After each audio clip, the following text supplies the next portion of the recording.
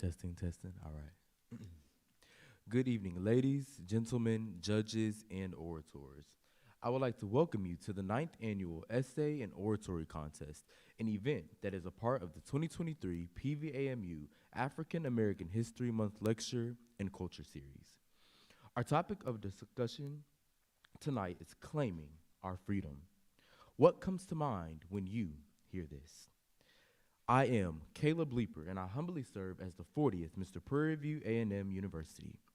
When I hear the statement, claiming our freedom, I think about the envisioned dreams of our ancestors that longed for such a space like this to exist tonight. The renowned celebrated African-American woman writer and eternal griot, Toni Morrison, once wrote to her fellow African Americans, freeing yourself was one thing, claiming ownership of the freed self was another. In simple terminology, a claim is an act of asserting or demanding something believed to rightfully belong to one, or as one might put in the vernacular, to be one's just due, and should not remain with or become the possession of any other. Today, disenfranchisement through voter suppression, redlining and property ownership, and inequality in educational and employment opportunities remain. Notably, many blacks have been elected to public office. There have been moderate increases in the number of college-educated blacks, a rise in the black presence in the entertainment industry, increased participation of blacks in major sports, and a renewed vigor in student social justice activism. Concurrently, incarceration rates, subjection to police brutality, health disparities, employment discrimination, and other examples of desperate treatment of black Americans have risen. This evening, we will hear from 5 esteemed scholars and what claiming our freedom means to them. These 5 individuals wrote profound essays over the following prompt. What does history reveal about how, in a broad range of endeavors, African Americans have been able to lay claim to their freedom despite seemingly insurmountable changes? What is the evidence that today's youth, especially those attending HBCUs, are proactively resisting all systems, forces, and actions designed to deny their claim to freedom? What about future strategies? Take a position, conduct research, and write to prove your position. As we hear from each of these orators, let us take in everything that they are saying and bring claiming our freedom alive in our minds tonight. Next, we will have the 2022-2023 SGA President, Mr. K. Nathaniel Hall, give a welcome to the students.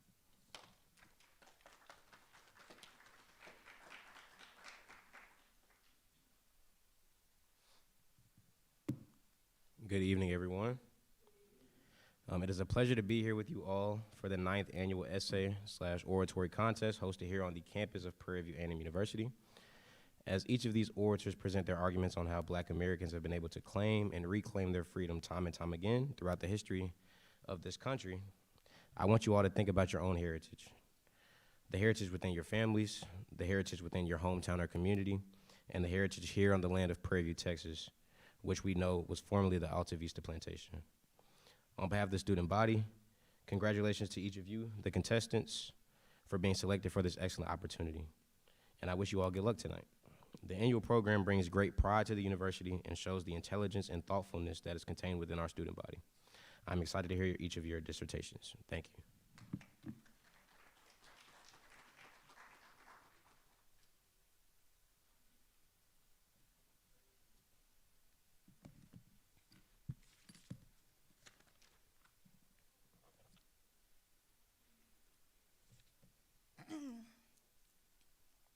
Greetings.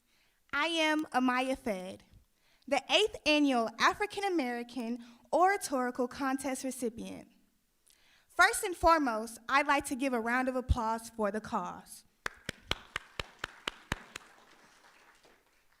We are here today witnessing history being assembled by some of the most articulate and brilliant students Prairie View A&M University has ever seen, who will also be speaking on notable Black figures who refused to resist to the systematic injustices which has been dealt to them by ultimately claiming their freedom. Furthermore, I'm honored to present to you our profound judges and auditors who have taken their time out to observe and critique these magnificent contestants. Once I call your name, please stand so that we may shower you with praise. Serving as a judge for the essay component, Assistant Professor in Sociology, Dr. Farrah Cambris.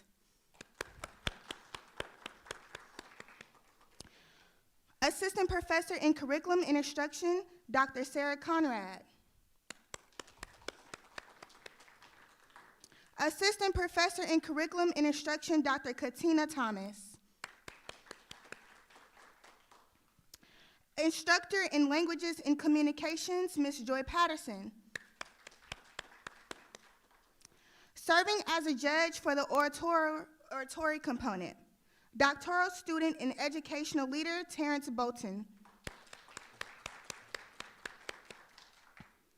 Caldwell Director and Alumni Affairs Director, Phyllis Darden. Professor, Mathematics Director and Center for Teaching Excellence, Dr. Lorette Foster. Political Science Director and B Global Quality Enhancement Professor, Planner, Dr. Nathan Mitchell. Assistant Professor, Educational Leadership, Coordinator and PhD in Educational Leadership, Dr. Jarrell Moore. Assistant Professor in Curriculum and Instruction, Dr. Vonda Oliver. Assistant Professor in Sociology, Dr. Michael Royster. Assistant Director and Center for Teaching Excellence, Ms. Shayla Wiggins. The speakers that you will hear tonight surpassed a prolific number of contestants during the essay component of the competition, which was exceedingly fierce. That said, tonight's competition will have an even higher level of competitiveness. Your attendance and attentiveness is greatly appreciated. I hope you all enjoy the show. Thank you.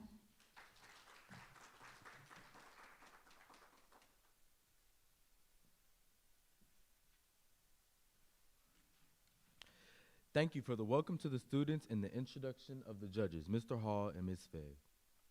We will now begin hearing from our esteemed orators and their essays. Before we begin, I would like to share with everyone the grading criteria that the judges will be using to grade our orators this evening.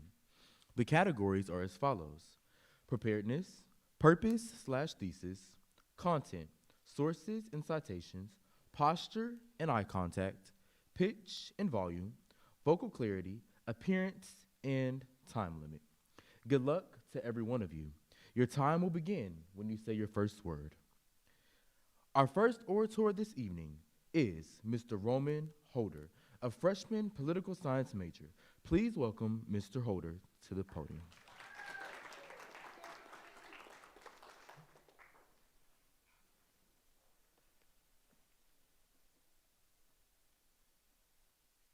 When I was in the 4th grade, I was required to choose between completing a science or a history project. And what do I, the child of 2 engineers, choose to do? Well, I choose the history project. I had never been more excited about a project because it was something so close to me. I decided to talk about the second oldest public institution for higher education in the state of Texas, Prairie View Agricultural and Mechanical University. This historically black college university was the institution that provided my family with the opportunity for freedom. Prairie View represents the great history and legacy that HBCUs have for providing black students with the opportunity to gain freedom through education and wealth. I will look at my family legacy and connect our story with the many stories of HBCUs and how their students claim their freedom. My legacy begins with my grandfather, Dr. Wendell Neal. He was the youngest of 5 children who attended Prairie View, and as a mathematics major and avid learner, my grandfather will not only graduate with a degree from PV, will go on to teach here and receive his PhD. He found freedom in learning and teaching and the privilege that his great-grandmother Sneed, a slave, did not once have.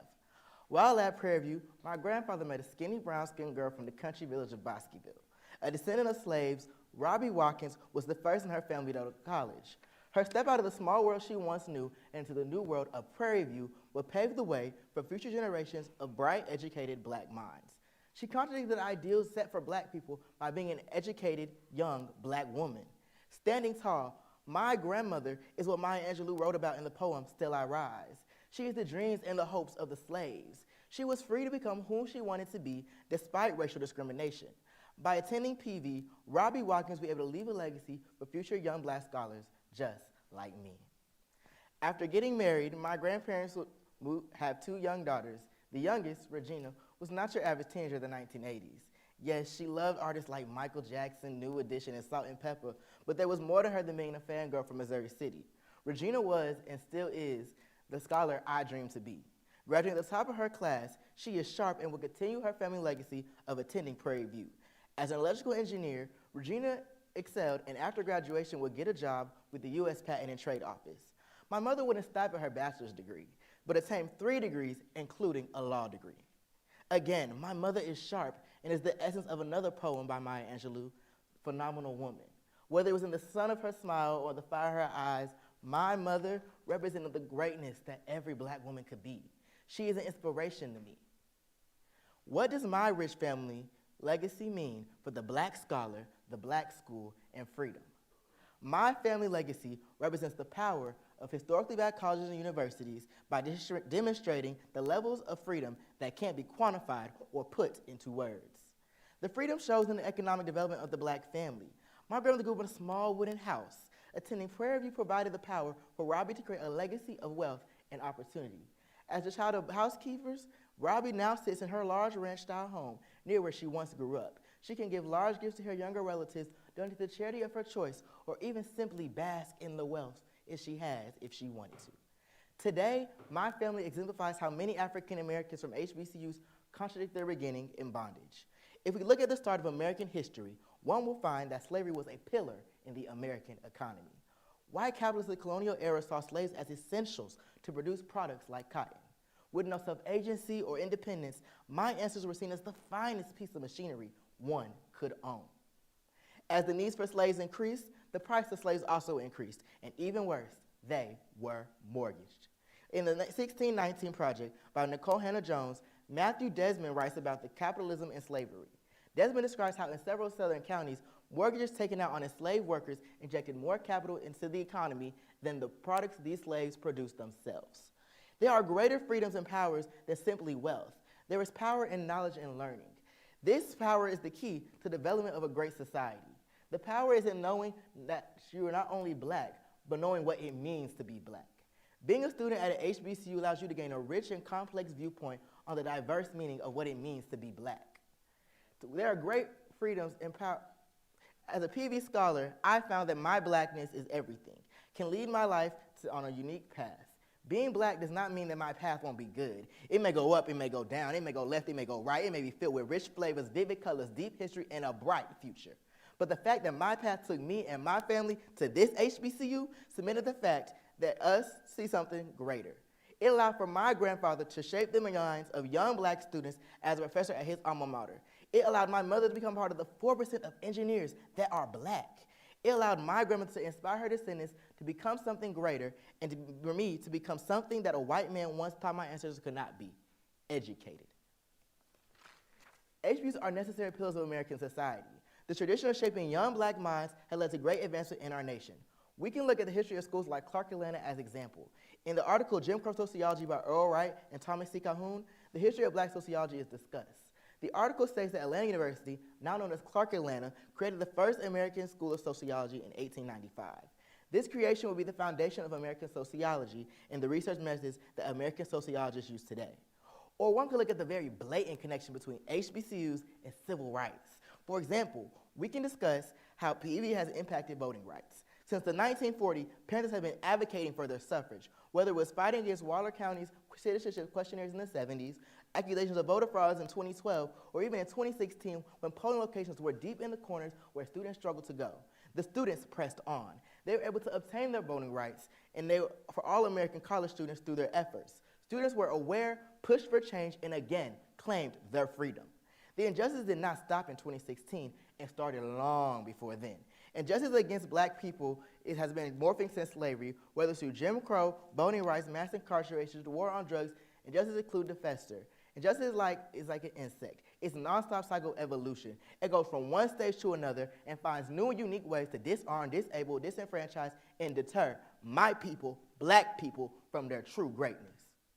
Marcus Garvey said, "A people without their knowledge of their past history, origin, and culture is like a tree without roots. The denial of our history is the upbringing of our roots. We cannot lose our foundation, our grounding, our basis. The fight is only beginning." To protect our roots and foundation, our institutions are needed now more than ever. HBCUs allow a place where black people can thrive, learn, and grow.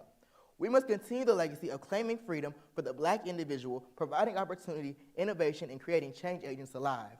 The fire which HBCUs hold is the fire that keeps the flame of America going. Without black workers, leaders, and creators, America as we know it today is nothing. HBCUs are a part of this. We must protect our institutions to keep our freedom. Our freedom is our story because our ancestors built America as slaves. Because schools like Clark Atlanta are innovators in the sciences. Because of this black students of Prairie View fought for the voting rights of all Americans. We too are America. I am black, I am American, and I am an HBCU student. It is a tradition that is in my family that has allowed for endless fields of opportunity, and a tradition that is American as apple pie. It's a history project I did back in the 4th grade. Again, it's my story. And I will move every day to protect my story and claim my freedom. I'll work every day to keep my legacy, more correctly, our legacy, alive. Langston Hughes once said, "Hold fast to dreams, for if dream die, life is a broken winged bird that cannot fly." The freedom I speak of may not seem real. Many people say nothing in life is free. But I plead to you that you not look at the freedom in the reality, but instead the dream of freedom. You may not see it today, you may not see it tomorrow. It may not come in your lifetime. But if you at least hold on to that dream of freedom, there will always be a hope for a better tomorrow. Thank you.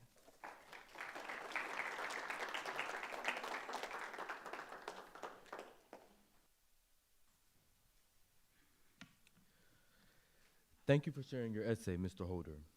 Our second orator this evening is Mr. Ezekiel Hunt, a sophomore psychology major. Please welcome Mr. Hunt to the stage.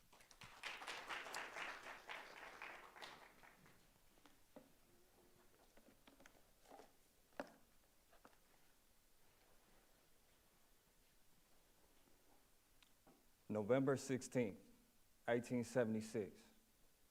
The legendary Frederick Douglass, a man who escaped to slavery, using his ability to read and write, says to a packed audience in New York, "While enslaved, I prayed for many years, but heard no answer until I prayed with my legs." That same year, Prairie View A&M, this great university, is established through the same genuine, indefatigable work ethic that Douglass argues must accompany faith. As I stand here today, the feeling is surreal. Only a year earlier, I had never even heard of Prairie View. I was just an LA kid trapped in a cycle of courtrooms, candlelights, and chaos, until I knew that something had to give. As we stand in this sacred space, we're faced with some questions. How do we honor the legacy our ancestors have left us? How do we claim our freedom? How do we overcome the systemic forces that oppose us? What does this look like? Through voracious education, tireless initiative, and unconditional love, we must plan for our future as we pray with our legs. Fortunately, history has blessed us with many examples of our people claiming their freedom that we may carry with us like batons on the relay to liberation. Our ancestors who built this university, brick by brick, knew this all too well. They were around when anti-literacy laws meant that the mere act of educating oneself was viewed as a threat. Perhaps this reason is why, in 1878, 8 young black men decided to enroll at what we now know as Prairie View University. It is here, on what was once the land of the Alta Vista Plantation, that each and every one of us at Prairie View participates in an act of liberation. Year after year, close to 1,000 black students receive degrees in a place where freedom seekers once faced nooses and trees. To cultivate black brilliance in fields like medicine, engineering, education, and science is critical, for it is in these fields that we must secure representation and devise the solutions for the problems of the modern day. Thus, as students, graduation signals initiation into the next part of the plan, which is to engage in direct action for the benefit of something greater than ourselves. As we ready our legs, we must realize that when we engage in direct action, we are healing wounds. The country we are standing in right now bears the scars of over 400 years of whips and chains, malnutrition and disease, and the psychological warfare of white supremacy. So even as we claim our freedom, understand that true freedom cannot exist while African Americans experience disparate health outcomes. True freedom cannot exist while African Americans experience disproportionate rates of infant mortality, maternal mortality, adolescent mortality, diabetes, heart attack, and mental health disorders. All of these factors act as hindrances to freedom, as many who become successful must sacrifice their gains to alleviate their pain, like the pain of shouldering excessive stress, the pain that comes with breaking generational cycles, the pain that comes from survivor's guilt. If history has taught us anything in the United States, it is that as marginalized people, we can make the demands of the government all day long, and this will suffice if you can wait till it's convenient. Ask the residents of Flint, Michigan. Ask the residents of New Orleans, of Jackson, Mississippi. In times of crisis, we must take initiative and devise services and solutions for ourselves. We must use our acquired knowledge and put it in motion. We must translate and distribute amongst friends, family, and members of all elements in the community. We come from a legacy of innovators, growers, and cultivators. So as we remark on our progress, let us not forget the genuine, indefatigable work that our predecessors used to build this nation. We must remain dynamic and intentional, taking cues from ancestors like Harriet Tubman, for at no point does individual freedom equal collective stagnation. We must remain vigilant, as history teaches us that no claim for freedom will come without formidable resistance. In the 1960s and 70s, this came in the form of the FBI's COINTELPRO. The aim of organizations like these was to neutralize threats to national security, such grave threats like Martin Luther King Jr., Malcolm X, free breakfast programs. As if anything but disunity and dysfunction amongst black communities was the smoking gun for some menacing conspiracy. So, to stay dynamic, to express defiance, we must love and protect one another, for we have nothing to lose but our chains. We must embrace love as an action. We must protect the most vulnerable. We must combat the colorism, the homophobia, the transphobia, subdue the sexism, and clash with the classism in our communities. We love and protect one another when we have a radical revolution of values and pray with our legs as we plan for the future. Our ancestors, like Frederick Douglass, like Harriet Tubman, like Martin Luther King Jr., and all the names lost to history, all had to endure and survive the unfathomable so that all of us can secure and devise the unimaginable. We will claim our freedom, no matter what obstacles stand in our way. Thank you.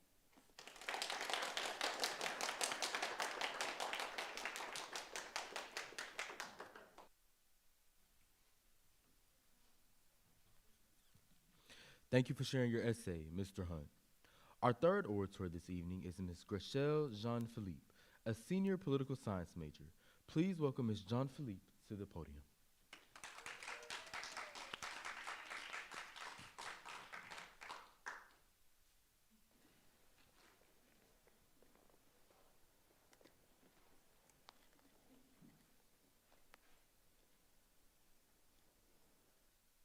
If you're active on social media, chances are you've come across impassioned posts discussing whether Black people should continue to use the N-word. For many, the prominence of the N-word in pop culture signifies widespread internalized self-hatred throughout the Black population. But for others, freely using the word is an act of resistance, allowing Black people to reclaim the word's power by stripping it of its historically harmful connotations. This ongoing conversation is but one example of Black Americans' debate over how we identify ourselves.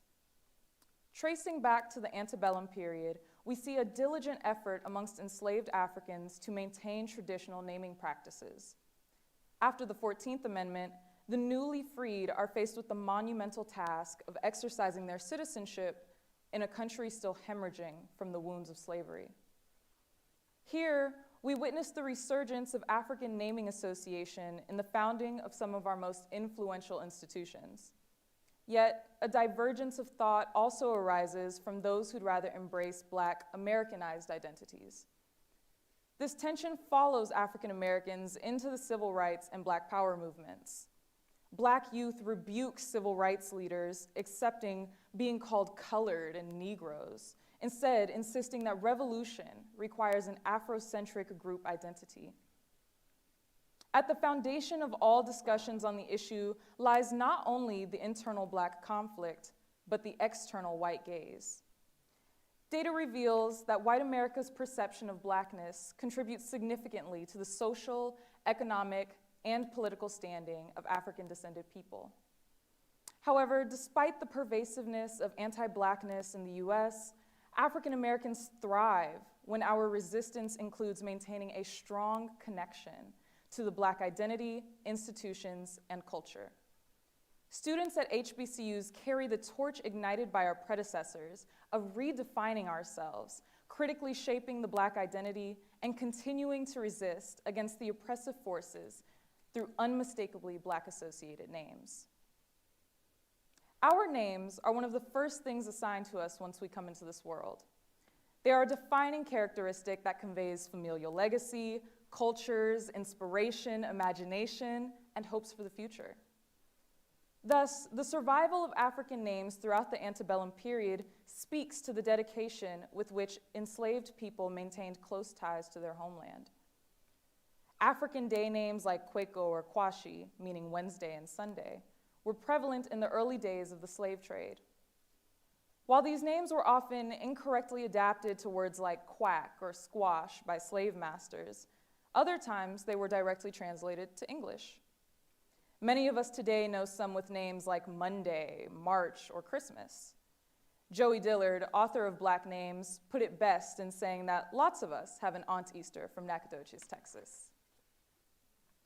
Black names developed a kind of arbitrariness that allowed enslaved people to exist in white America while still preserving African culture and practices. Through our names, Black identities demonstrated a masterful fluidity. This is no more apparent than in the story of Sojourner Truth.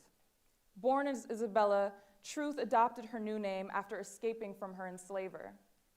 When asked for her name on her journey to freedom, a personal conversation with God led her to call herself Sojourner Truth.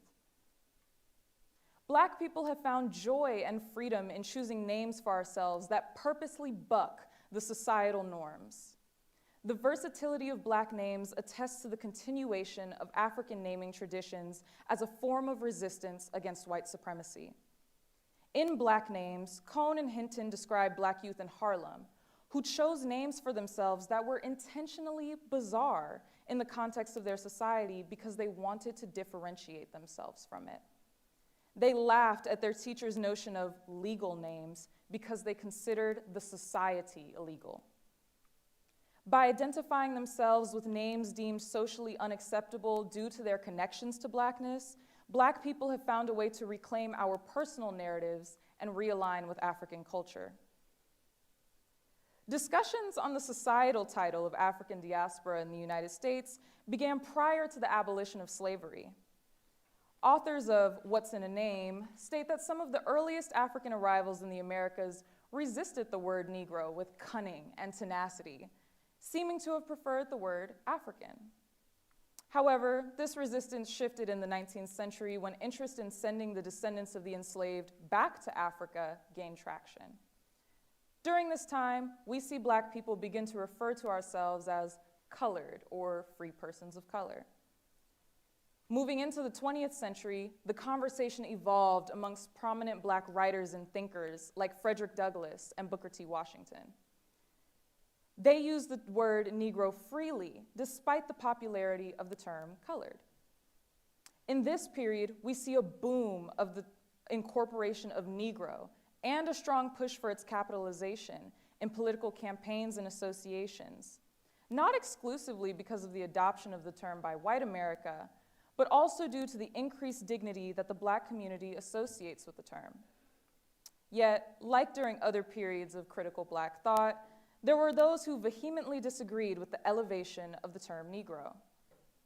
As early as the 1930s, we see the word Black come into militant Black nationalist circles, with Negro being used as a disparaging term towards Black people unwilling to rebel against white supremacy. Entering the civil rights movement, Black America is once again working to redefine itself away from the harmful gaze of white supremacy. Young Black people began using terms like Black, African, Afro-American, and Afram to reshape their identities and remove themselves from the Uncle Tom connotation associated with Negro. But Black was not originally a term that was used as adoringly as it is today due to its association with darkness, dirtiness, and ugliness. Toni Morrison depicts this brilliantly in The Bluest Eye, where Black emo is weaponized against brown-skinned Pecola Breedlove by her peers. However, the civil rights movement and Black is Beautiful movement create a major psychological and social shift for Black people. Once again, this signifies the flexibility with which Black people adopt new names to free themselves from the dehumanizing stereotypes established by white supremacy. During Reconstruction, the United States was faced with a tremendous question. What happens to the masses of newly freed Black people who were never intended to become full citizens? This question, dubbed the Negro Problem by W.E.B. Du Bois, was asked by both Black and white Americans. White America confronted the Negro problem with de jure racial segregation. A new form of slavery was reinstated by way of sharecropping, and Black Americans were quickly re-relegated to a status below second-class citizens. However, at the same time, Black Americans began to create spaces where they could freely express their Blackness. This is exceedingly evident in the origins of our earliest institutions, like the Free African Society, the African Methodist Episcopal Church, and the African Baptist Church. It occurred in the political movements like the National Association for the Advancement of Colored People. And we see it too in the birth of our own Prairie View A&M University, originally named Alta Vista Agricultural and Mechanical College of Texas for Colored Youth. Exclusively Black spaces allowed African Americans to experience the full breadth of their humanity and were essential to the enrichment of Black life. These churches, organizations, and schools acted as safe havens, protecting us from the vitriol of white America. This much is still true in the modern day. A 2015 Gallup poll found that HBCU graduates are more likely than Black graduates of other institutions to be thriving, strong, consistent, and progressing in a number of areas in their lives. Despite external perception of HBCU students as educationally subpar or ill-prepared for the real world, we continuously raise the bar and advance the development of Black thought and progress. African Americans have ceaselessly claimed our freedom by defining our own identity. Despite the degradation of enslavement and segregation, Black people have persevered in asserting who we are as individuals, what we represent as a collective, and what we stand for in our institutions.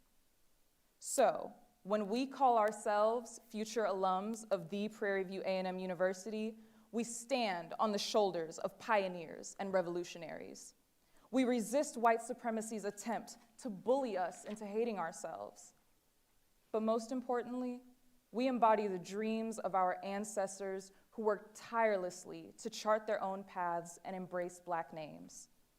Though there has been much contention, our demanding to be recognized above all else as free will continue to uplift us all.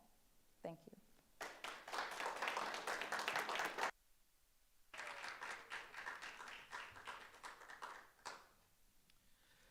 Thank you for sharing your essay, Ms. Jean Philippe.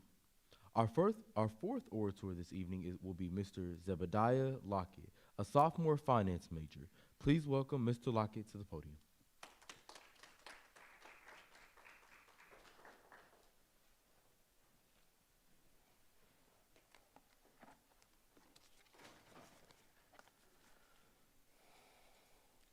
Ladies and gentlemen, the story of African American history and their pursuit of freedom and equality is one of the most inspiring stories in all of human history. Throughout history, African Americans have persevered against insurmountable odds in their pursuit of freedom and equality.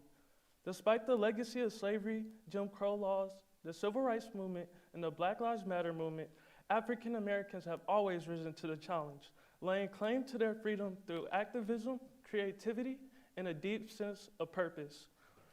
Tonight, I want to dive into this rich and complex history, and I also want to show ways that today's youth, specifically HBCU students, are continuing this legacy of resistance against the systems designed to deny their claim to freedom. So let's dive into it. According to the Legal Information Institute of Cornell Law, slavery is a system where one class of people, the slave owners, could force another, the slaves, to work and limit their liberties. This system denies individuals of their basic human rights and freedoms, including property ownership, mobility, and autonomy. Slaves were subjected to severe physical, psychological, and sexual mistreatment, and their dignity and self-respect were taken away. Slavery has had a profound impact on the African American community. Beginning in the 17th century, millions of African Americans were forcibly brought to America and were exploited for over 2.5 centuries. Even after slavery was abolished, African Americans continued to face discrimination and segregation for another century. African American slaves repeatedly defied and rebelled against this unjust institution of slavery. One form of resistance was through the creation of maroon communities. Maroon communities were formed by escaped slaves seeking freedom and a means of resistance against their owners. These settlements, known for their remote locations such as swamps and forests, were difficult for plantation owners and authorities to find. According to Tim Lockley's Maroon Communities in South Carolina, a documentary record, many maroon communities consisted of only 10 skilled individuals, while the largest had a population of over 100 people, and they were fortified with defense methods to keep white people out. These communities often had to defend themselves in order to maintain their freedom and preserve their communities. The survival of these communities were uncertain as they were frequently under attack from slave owners and their allies, who sought to capture and enslave them. The Maroons created their own social, maintaining their independence for generations. Maroon communities challenged the notions that African Americans were passive victims unable to resist oppression. The Maroon communities in America stand as a testament to the strength and resilience of African Americans in the face of oppression and enslavement, and serve as a reminder of the ongoing struggle for freedom and autonomy. Another means of resistance against slavery was through spoken word. David Walker, an abolitionist, challenged the idea of white superiority when he wrote, "God has been pleased to give us 2 eyes, 2 hands, 2 feet, and some sense in our head as well as they do. They have no more right to hold us in slavery than we have to hold them." His words were forever immortalized in the influential pamphlet, Appeal to the Colored Citizens. This pamphlet helped inspire enslaved individuals to seek freedoms through the Underground Railroad and also through slave revolts. One of the most famous slave revolts that was inspired by this specific pamphlet, Appeal to the Colored Negroes, was the Nat Turner Rebellion, which was the only successful rebellion in South Carolina history, which resulted in the death of 55 white people. Today, students at HBCUs carry on the tradition of their predecessors by actively participating in resistance and activism to address society issues. HBCUs have a rich history in fostering leaders for the civil rights movement, but the current student body is no exception in their commitment to promoting equality and freedom. According to the Thurgood Marshall Foundation, 50% of all black lawyers and 40% of all black congressmen attended a HBCU. HBCU students are at the forefront. HBCU students are at the forefront for their fight for social justice, leading the charges against systematic discrimination and inequality. They engage in various forms of activism, including organizing demonstrations and sit-ins to raise awareness about pressing society issues such as police brutality and racial profiling. These students view their activism as a crucial part of the larger movement for justice, and they were determined to use their voices to challenge the existing power structures and bring about meaningful change. Another form of resistance that is continued by HBCU students today is through the creation of voter registration drives. These events are not just about registering voters, but they're also a way to educate and empower young people to become more engaged in the political process. Through these drives, HBCU students educate their peers about the importance of voting and the role of government and the impact that political decisions have on their community. By providing these educations, HBCU students are inspiring a new generation of young people to take an active role in shaping the future of the communities and the world. The efforts of HBCU students to promote political engagement go beyond voter registration drives. According to the White House, 80% of all black federal judges received an undergrad degree from HBCUs. This shows how HBCUs play a vital role in shaping the political awareness about issues such as voting rights, political representation, and access to the ballots. These students believe that everyone should have the right to participate in the political process, regardless of their background or socioeconomic status, and they are working to make this a reality. HBCU students' commitment to promoting economic empowerment also serves as another form of resistance against systematic oppression and discrimination. According to the United Negro College Fund, the total combined economic impact of HBCUs is $14.8 billion annually, generating 134,000 jobs and accumulating $138 billion in total lifetime earnings for African Americans. In this way, their efforts serve as a symbol of resistance against all system, forces, and actions designed to restrict their pursuit of freedom and happiness. Today's youth, especially those attending HBCUs, have the power to resist oppressive systems and to claim their freedom for the future. HBCUs have a rich history of activism and resistance, providing a platform for students to challenge injustices and demand change. One way the youth can resist this is through education and understanding their rights and the history of oppression. This knowledge can empower them to advocate for themselves and their challenges and push back against the forces that aim to deny their freedom. Additionally, participating in organized activism such as protests or advocacy groups can also help to bring about change. By using their voice and their actions, today's youth can make a difference and work towards creating a more just and equitable society. Furthermore, young people can also work to challenge and dismantle systemic barriers by supporting and amplifying marginalized voices and taking steps to create inclusive spaces. In conclusion, African American history is marked by a persistent struggle for freedom and equality. From the brutal legacy of slavery to ongoing discrimination and segregation, through resistance and activism, African Americans have overcome immense challenges and paved the way for future generations to continue to fight for this justice. Today, students at HBCUs are carrying on this legacy by actively engaging in activism, promoting political engagement, and advocating for economic empowerment. Their tireless efforts to bring about change serve as a testament to the resilience and determination of African Americans in their pursuit of freedom. As we look towards the future and reflect on the past, it is important to continue to support these young leaders and build upon their efforts to create a more just and equitable society. Thank you.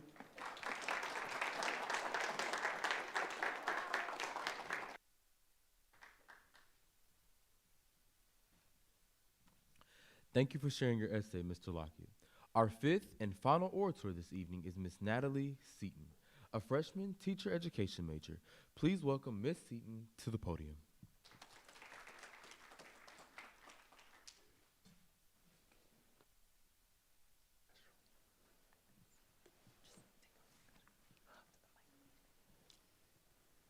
Good evening, everyone. I know you all came here tonight thinking that freedom is something that Black people have fought for. And this is something that needs to be said, and I'm saying it because Black people are still fighting for their freedom today. How can we claim that our freedom is won already when laws against hair discrimination and lynching are just coming into fruition? And I would love to sit here and tell you all tonight that, oh, these laws were created because Black Americans were recognized as humans who deserve basic human rights. But no, Black people have done the same thing they've done for centuries, and that's fight for their rights. Through this basic formula, Black people have fought for their rights. Black people have fought for their rights through civic engagement, participating in creating spaces that demand that they be seen, and creating conversations surrounding the issues that are important to them. Fighting for our freedom courses through our blood and may be the only thing that makes Black veins different from anyone else's. Dr. Thompson states that enslaved people would participate in work slowdowns, damaging equipment, and pretending to be ill. This is because this is how they were able to take a stance against the injustices happening against them. I know there are bigger revolts that we could mention, but these ones are honorable mentions because even though they knew that these things were wrong and that it could put them in harm's way, they still wanted to say something, to do anything without being able to be directly put in danger, because what they have done, started conversation amongst slave masters, and it showed them that, oh, something's happening. They assumed that their slaves were dumb, but that's not what happened. These slaves were taking a stance in their freedom. They were showing that what is happening to them is wrong without putting themselves in direct danger or in harm's way.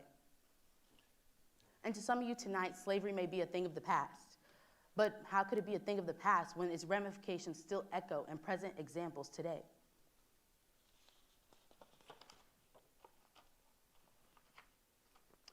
After slaves were freed in the South, the Jim Crow era produced laws such as segregation.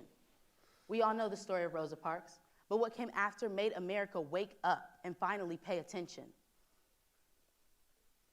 The Montgomery bus boycott was a civic engagement where Black communities came together on December in 1935 for a 13-month-long protest against the injustices that Miss Rosa Parks and so many others had faced.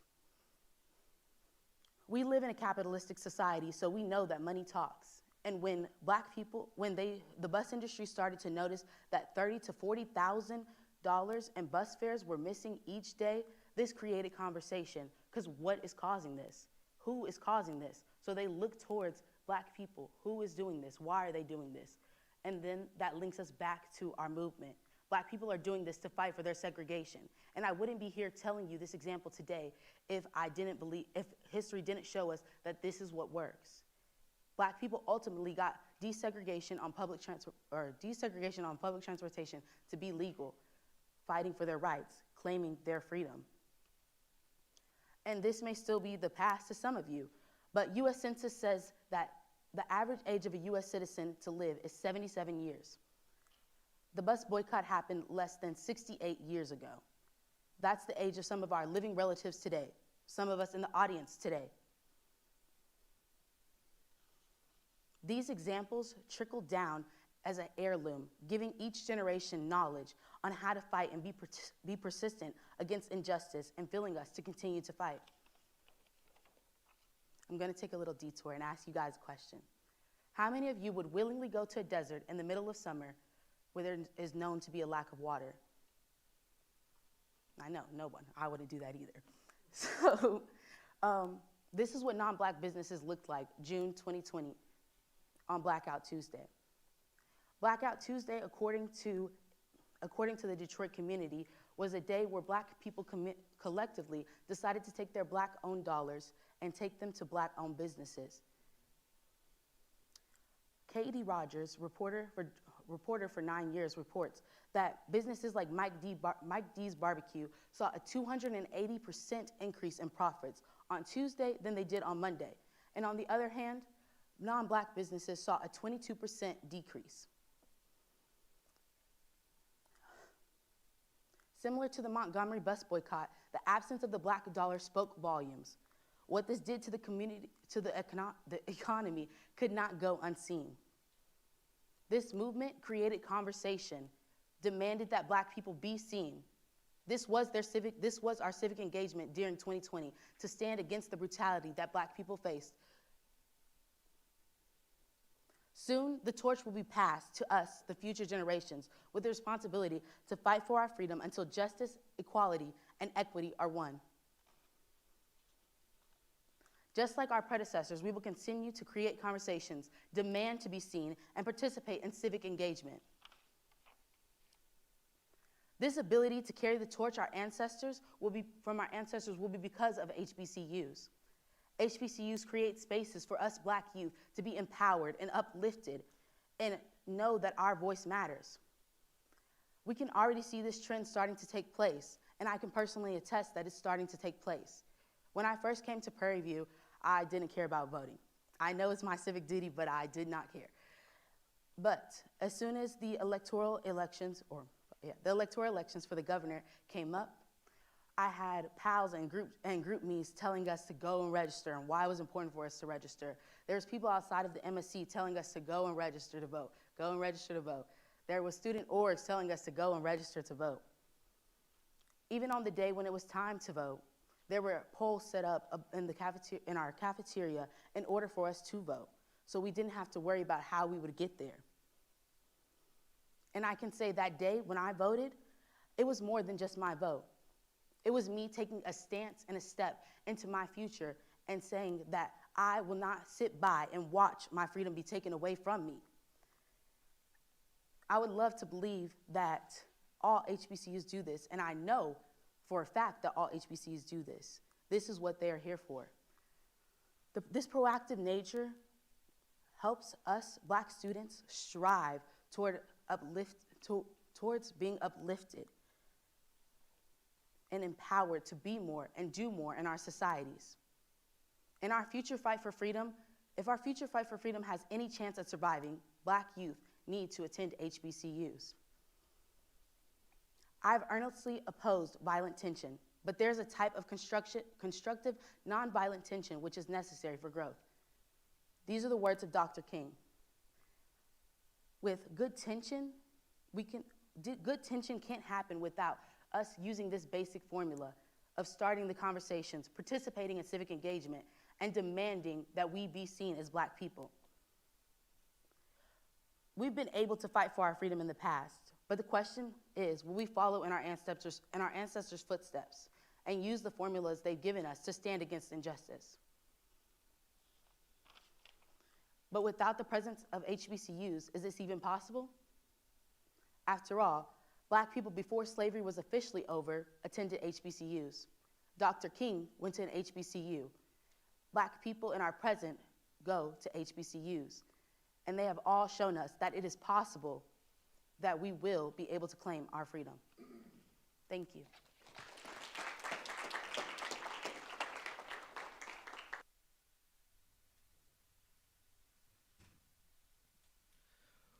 Wow, let's give another round of applause for the amazing oratories we just heard this evening.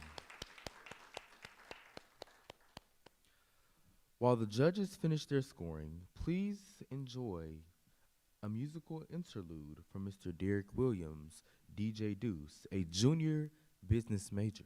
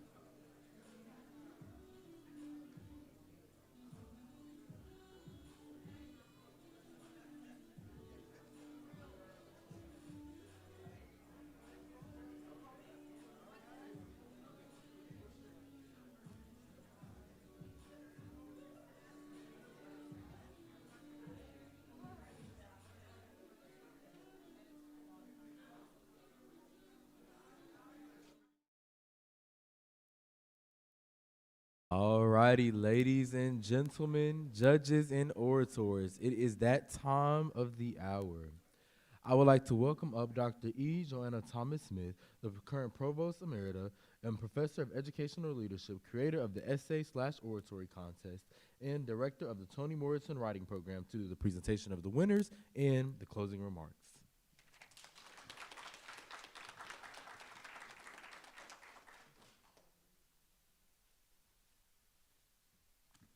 What a night. I tell you, as I always say, we're at Prairie View, A&M University, the brightest sun in the southwestern sky. Do we produce productive people? You believe that, right? We do. I wish I could have a first place for everybody would be first place. Because in my judgment, that's exactly what we had tonight.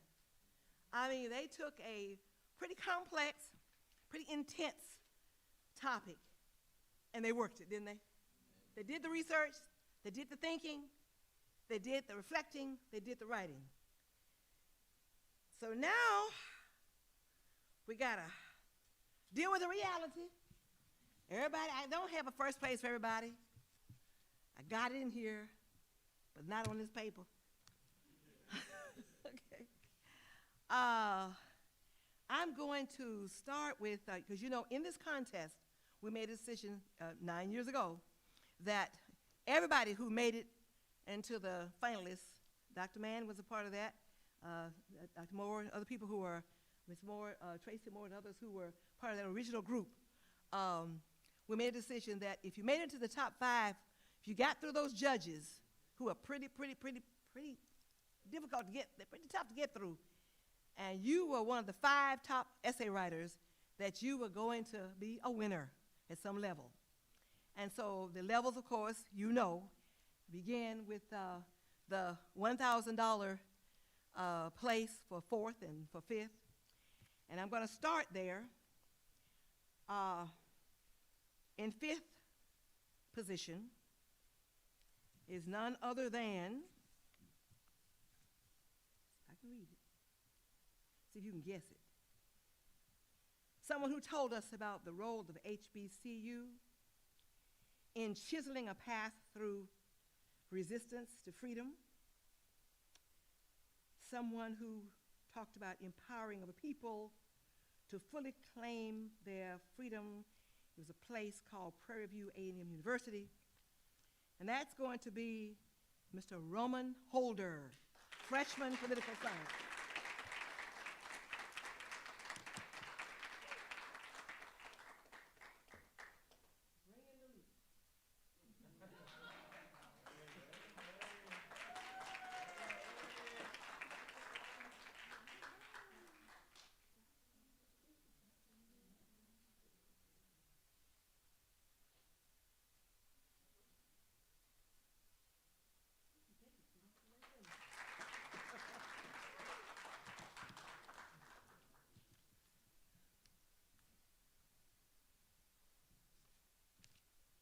I know you're guessing, aren't you?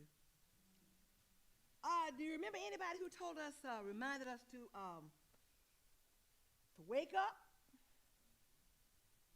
Because it was all about the money, economic power. Talked about the June 2020 blackout. Remember that one? This is Natalie Seaton, freshman teacher education.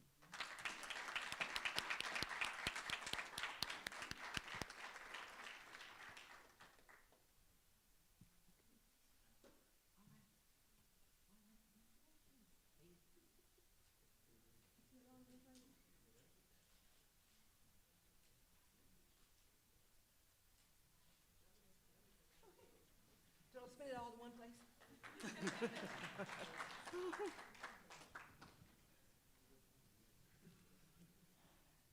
I tell you, I thought I knew a little bit about African American history, about American history, but I must admit that I hadn't heard anything about that, the Maroon community,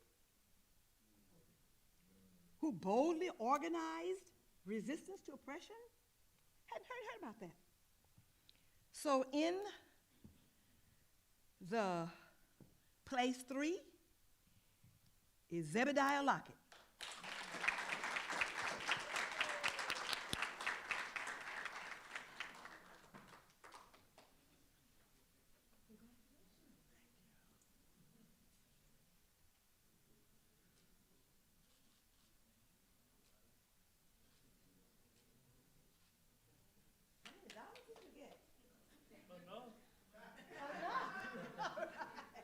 That's a $2,000 award.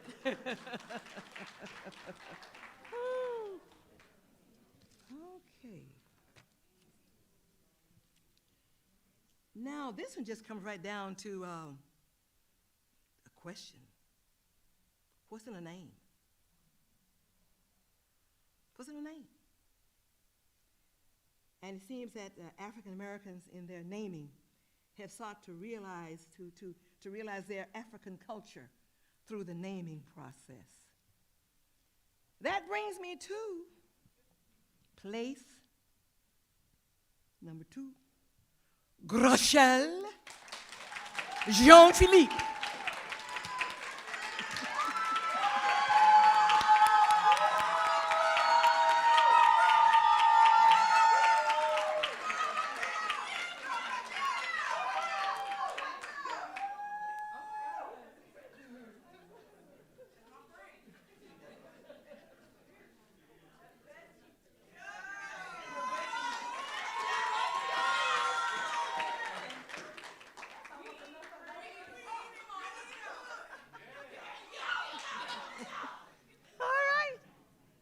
You're going to make a little loan, huh? All right. Let's see, what's my note here? This person told us about the passing of baton in a relay of freedom and kept telling us to ready our legs for the journey. I bet you know who that was. You remember? You sure do, because you can count, right? None other than Zeke. Ezekiel Hunt, sophomore psychology.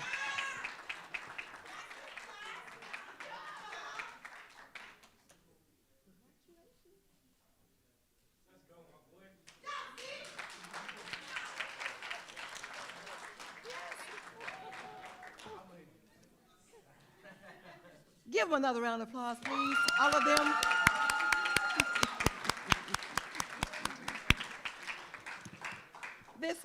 This is 9 years, and every year it's better and better and better. I certainly want to thank, when we talk about it takes a village, I always hear that from Tracy Moore in art and architecture, and media arts. She says it takes a village. She writes you, and she puts a note down the bottom.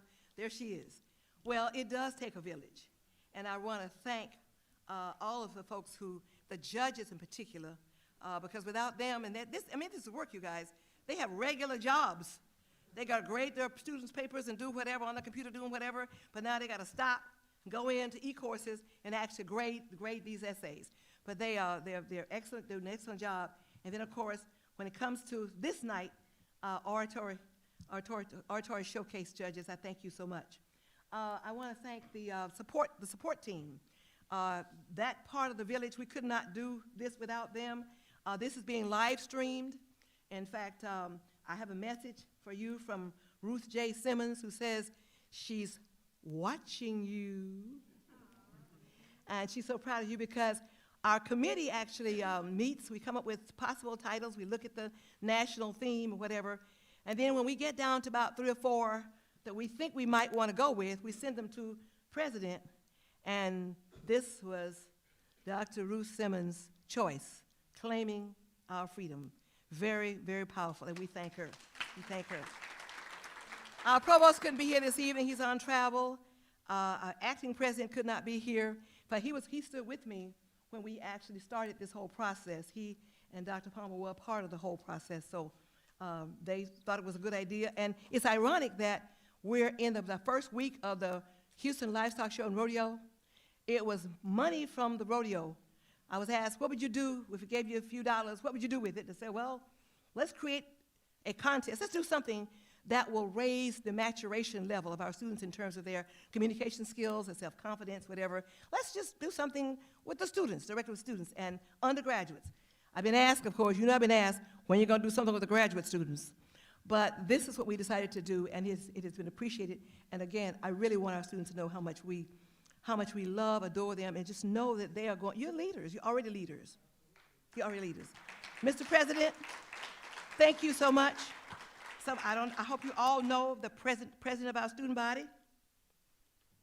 Mr. Hall, Mr. Hall, Mr. Hall, yes. Mr. Prairie, yes. And one of our, and the 8th, I was having trouble remembering the 7th was 8th, but one of our contestants from last year, Miss Amaya Fed. And the Purple Jackets, thank you for being here. And technology, hey, what can you do in this life without technology? Nothing, right? Are there any parents in here this evening? Any parents? Any parents of the, oh yes, thank you for being here. Whose mom is that? Roman? Thank you, thank you. And we have a parent who's come all the way from Florida to be with her daughter today, whose birthday is today, but she said, Mama, I'm going to the contest. I want to go hear the orators. And I remember her name. Her name is Serena Alderson. And her mother came in from Florida to be with her. Are you a Prairie View graduate? She, four generations. Her daughter's being here means 4 generations of PVites. Welcome here, and you're in the military, I understand. Yes, been all over the world. But her daughter, her money came to Prairie View. Where's Ms. Stubblefield? Thank you, you and your crew. Absolutely. I mean, Jeffrey sitting there said, I want to go home.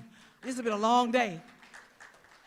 And I don't see Mr. Joey, but I know he's back there, and John Starn, and who else was on that team? Jeffrey, yes, Jeffrey. Yeah, Jeffrey wants to go home. Jeffrey, thank you so much for everything. This has been a wonderful evening, and we're going to do it again. Anything else? Anybody got any questions? Thank you. Everybody happy? You're welcome, you're welcome. Thank you so much. Good evening, and claiming our freedom. Remember, you don't have it just because you have it. You got to claim it. Hold on to it. Thank you so much. Good evening. Oh, yeah, we gotta get a group.